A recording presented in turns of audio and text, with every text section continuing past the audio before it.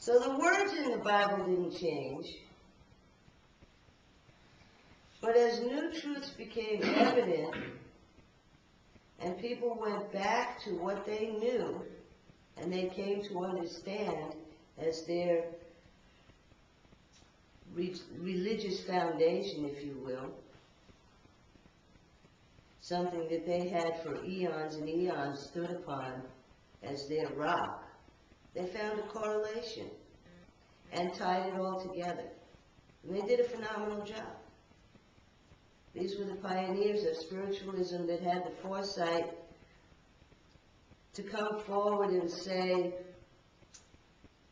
we need to organize this. We need to organize this from a religious venue. We need to organize it based upon scientific fact.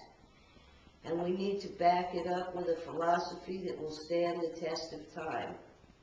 And that's exactly what they did. Natural law is a work in progress. Natural law is that grain of truth that runs throughout the universal law, that runs throughout every religion, that runs throughout every scientific venue, that runs throughout every philosophic venue that ever existed and ever will exist. Now we're fledglings in our understanding of natural law and all of the different parts and pieces.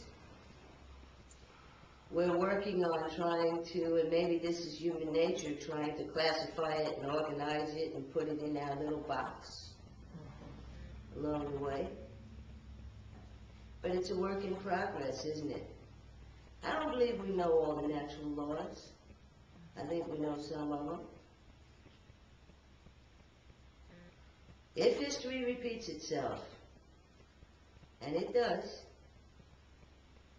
maybe it doesn't have the exact same look or the exact same texture, but nevertheless it's a repetitive action, and we can trust that. Then we can trust the fact that if we didn't know something 100 years ago that we've come to learn since then, and we now understand it, and we now know it, doesn't it stand to reason logically that 100 years from now, give or take whatever time frame, that something else may show up that we didn't know today? Okay? So natural law and the religion of spiritualism, by the nature of it, as a threefold study, from a religious venue, a scientific venue, and a philosophical venue, are a work in progress, just like the rest of us. And we're all a part of that process.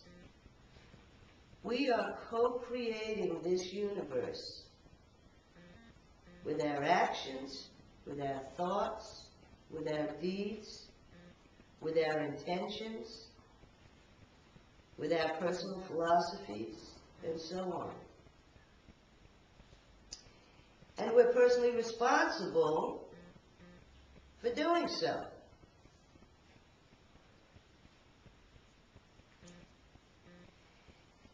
In the Bible, there's a verse that many of us are familiar with. For some reason, this particular verse has been one of the verses that has jumped out and been memorized throughout the ages. It's called the Lord's Prayer.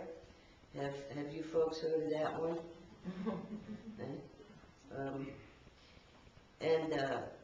Today I want to give you a spiritualist's view of that prayer, an interpretation, if you will, that as seen through the eyes of a spiritualist.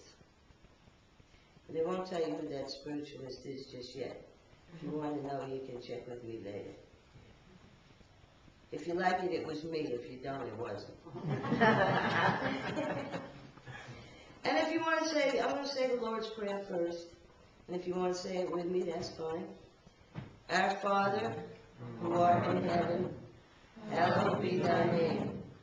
Thy kingdom come, thy will be done, on earth heaven.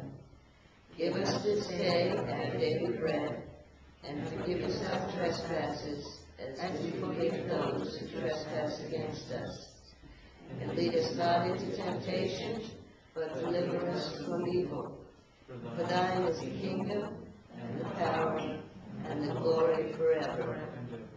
Amen. Infinite intelligence, divine thinker, respected as most holy. As we think, so our lives will be.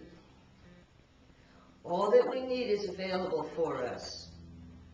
Our mistakes will be forgiven in direct proportion to our forgiveness of others. May your natural laws forever remain our constant.